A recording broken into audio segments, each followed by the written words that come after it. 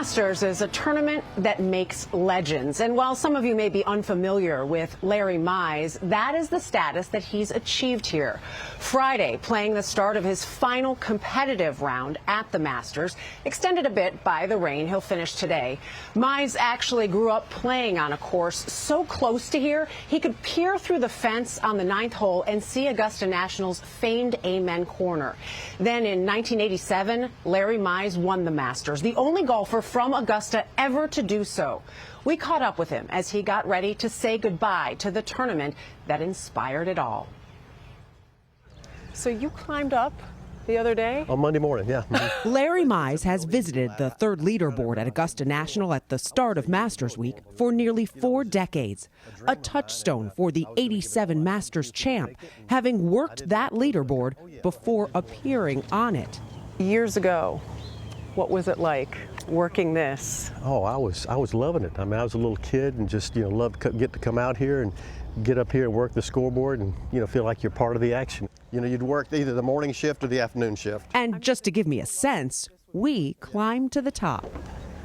You've got the slots here for, this is the 9th hole, 8th hole, 7th hole. You slide the number in the slot and put it back up, and you listen for the oohs, ahs, or roars, or whatever the if you're putting up a birdie for Jack Nicklaus, there'll be a big roar, or for Arnold, it'll be a tremendous roar.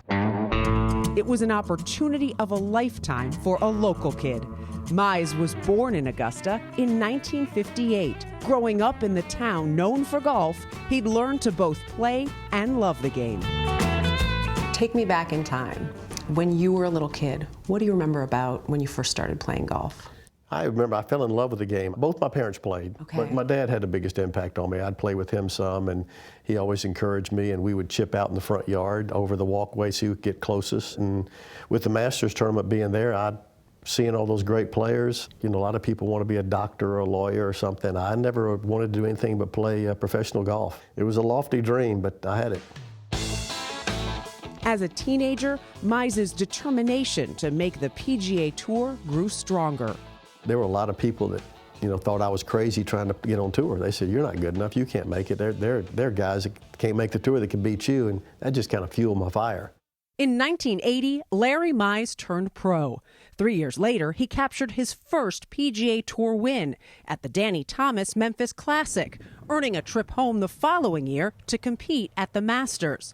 Thankfully, Mize had 2 practice rounds before the tournament began.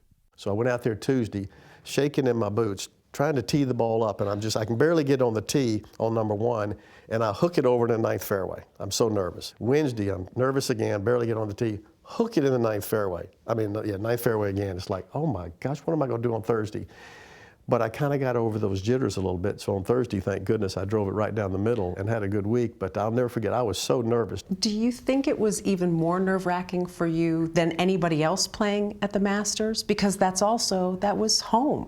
Well, I feel that way. I don't know. You'd have to ask the other players that way. I think it's nerve-wracking for anybody, but for a local kid to be there, yeah, I think it could be a little more, yeah. He's only won 1 golf tournament out here on the PGA Tour, 1983.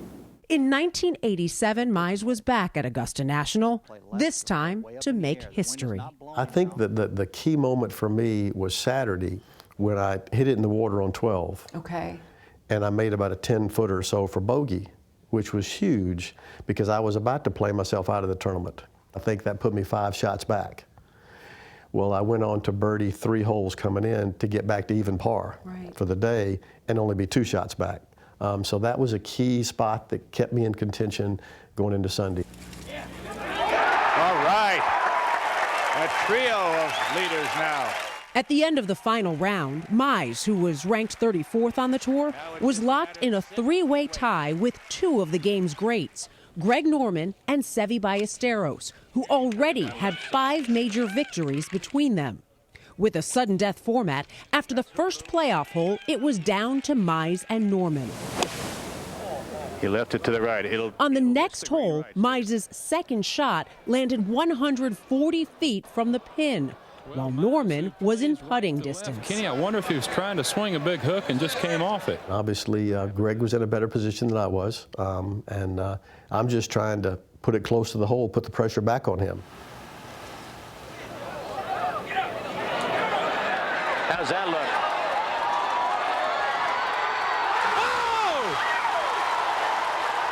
I hit a really good shot. It came off like I wanted to, but for it to go in the hole at that time, with the timing of everything, it's pretty amazing. I think that probably says it all. Well, people say, how did you feel when you chipped in? I went, well, I think my run and jump and screaming says it all. I was total elation. There's no doubt about it. Visor flying off. Visor flying off, yeah. His wife Bonnie and nearly one-year-old son David were there to see him win the green jacket, which, as is custom, was presented by the previous year's winner, none other than Mize's favorite golfer, Jack Nicklaus.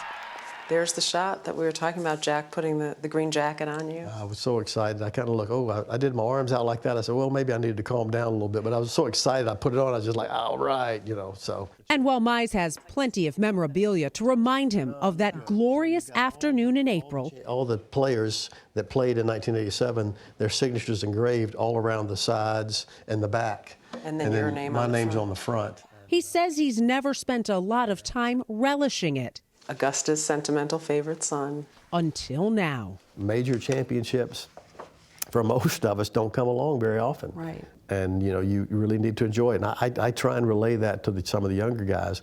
Enjoy this. I mean, you may win another one, you may not, I don't know. But really soak it in, watch it, enjoy it. I think sometimes I tried to go beyond it to put something alongside of it too quickly. That was probably a mistake I made, not a big deal. And just to relive it again is a good thing. Is it amazing to you, because it's amazing to me, that you're still the only golfer from Augusta to have won? It really is. Hopefully there'll be someone to join me. I'd like to see that. But, it's not easy to win. It's amazing I am still the only one. And a really interesting note, guys, this is the 87th Masters, and he won in 87. I asked Larry Mize if that was meant to be, and he said it was his son Robert who actually pointed it out to him, but he said that there was sort of something in it. He guessed that it is meant to be because those two did line up that way. Really enjoyed spending time with him and reminiscing with him about this one. Really special. We could tell, Dana. It was really great, Dana, and it was interesting how he finally can only kind of fully appreciate it now. I thought that was really interesting, but watching the video of that chip, I mean, every time you see it, you get goosebumps. I'd never seen it before, I know. Dana. Incredible. It was such a revelation to me. I'm so glad. I'm so glad. Yeah, it really is. It's one, and there's so many great finishes here. That is one that you remember over and over and over again, especially the guys that he was up against in that moment. And that he's from Augusta. Dana, thank you. That was really great. Appreciate it.